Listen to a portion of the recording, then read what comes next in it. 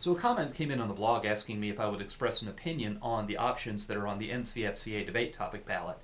And to be perfectly honest, I'm a little bit reluctant to, because every year when the options come out, I become a little more aware that the activity as I've coached it and competed in it, and the activity as you do it, they're fundamentally different, and I think we want fundamentally different things. And one of these days, I'm going to post a slightly longer video with what I think goes into a good topic and what I think the learning outcomes are that happen in debates, so that I can make it clear why I do so much complaining and say, gosh, these topics are awful. Because I know that people work very hard on this, and the people who are working on these topics, that you want what's best for your students, and you've seen how topics you've chosen in the past have played out in your own community. And I want to talk through and explain and give you kind of some vivid images of how it could play out if the way the topics were framed was more in line with what I'd expected. But all of that makes me think today that you asking me for my opinion on these topics is sort of like one dog breeder asking another dog breeder for advice, and one of them is breeding show dogs and the other one is breeding working dogs. You know, if the outcome you're looking for is that fundamentally different, then you worry that the advice is going to be incommensurable. But you asked, I'm going to chime in. To start off with the policy topics, the first topic, the Latin America topic, that's gigantic. That's and what I have not seen, I haven't seen it yet, maybe this light bulb has gone on for someone, there are a lot of really, really huge controversies under its umbrella.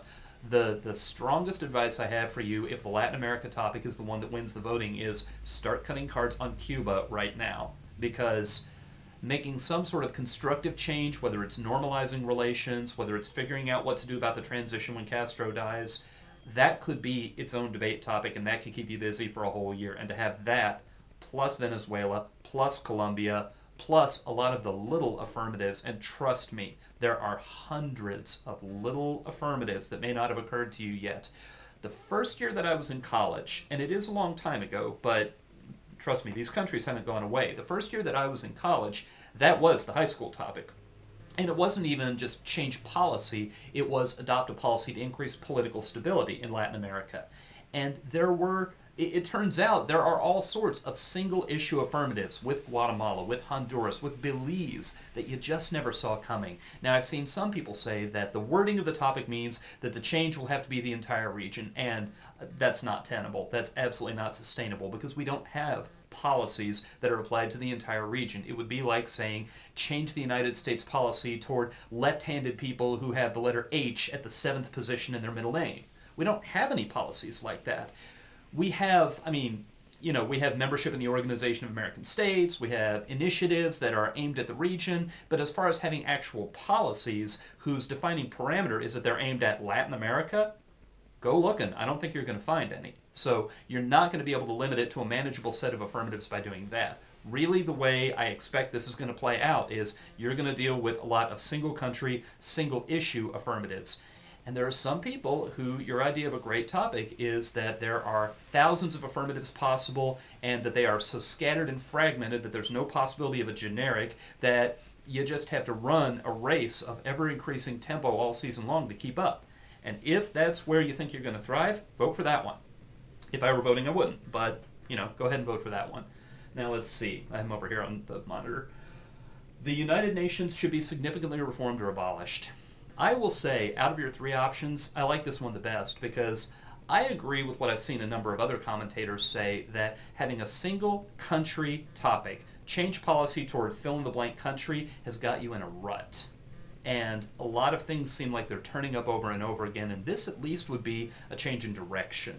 And at the very least, it would cut across a lot of issues, it would cut across a lot of geographic regions of the world, and it would be diversity in debate experiences. And it seems to me like it is a fairly contained topic as these options go, that from among all the things that the United Nations does, you take your pick, you find an advocate, and it has enough coherence to the subject matter that there are some common themes that could give you, if not perfect topic generic strategies, at least some toolbox generic arguments that you could use in multiple debates. Maybe 3 or 4 different approaches, one for health and poverty affirmatives, one for peacekeeping affirmatives, to where there's some continuity, and you can get good on some of the issues by using your arguments over and over again.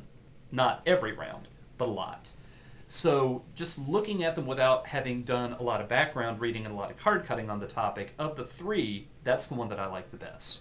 Now, a couple of thoughts about the China topic. The first thing, if what you mean is the People's Republic of China, have the committee reword it so that it's the People's Republic of China, because right now, as that's written, Taiwan affirmatives are topical, and there are several of them. F-16s to Taiwan is back in the news just this week. Let's see, the visa waiver. They've been nominated to be in the visa waiver program, and the Department of Homeland Security is evaluating them, and it looks like they're going to get in, and that process might actually be done by the time your season starts.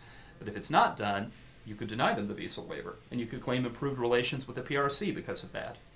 There's also the negotiations that are ongoing in the TIFA, which I'm drawing a blank on what it stands for, but it's a series of trade negotiations between the United States and Taiwan, and it's currently bogged down over a grievance we have over beef exports.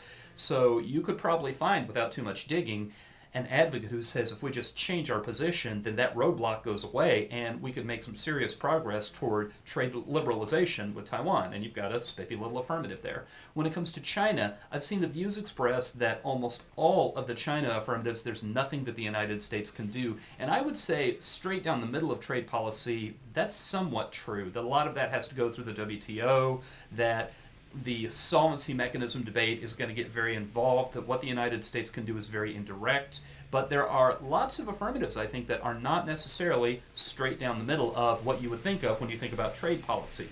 So there's, I think, the potential for tech transfer restrictions for dual-use technology. There's a DoD report that's just a week or two old about China and cyber warfare, so you can revive that debate. There are people who will make the argument that we should sanction China for their ongoing human rights abuses. And I think you'll find there's a lot of negative on that, but every time I see one of these discussions break out about the merits of the topic, there's a lot about judge bias. And if you think about, oh, how heartwarming would it be, how patriotic and fervent can you be in your last rebuttal about how we're going to take a stand and we're going to send a message. And in particular, China is one of the nations where people have to meet in home churches because if they have a church that meets openly, it has to be registered with the state. And so it seems as though, that's another possible affirmative area that doesn't have to go through the WTO because it's not tinkering with and trying to fine-tune and normalize our trade relations. So really, that's my impression. I would say, when I see those topics, if I was going to rank order them, I would vote the UN first, I would vote China second, and I would vote Latin America fourth, if not fifth. Okay, so LincolnDouglas topics. I've seen a little discussion break out about does the government have a moral obligation to assist other nations in need? And there's a little bit going already about, do governments have moral obligations at all? Is it coherent to talk about governments having moral obligations? And I think the way that debate would almost immediately slip sideways a little bit is it would turn into, do government officials have moral obligations? And they very clearly do. I mean, you just won't get anywhere trying to win the argument that government officials are unbound by moral obligations. There are the Nuremberg precedents. There are certain things that you're not to do because you're morally bound not to do them. And I think you could find a way into that debate and sidestep the question of, are governments moral actors? I don't think that would be a roadblock to debates happening for very long. And I have to say that I find that topic out of the three the most appealing because of the subject matter.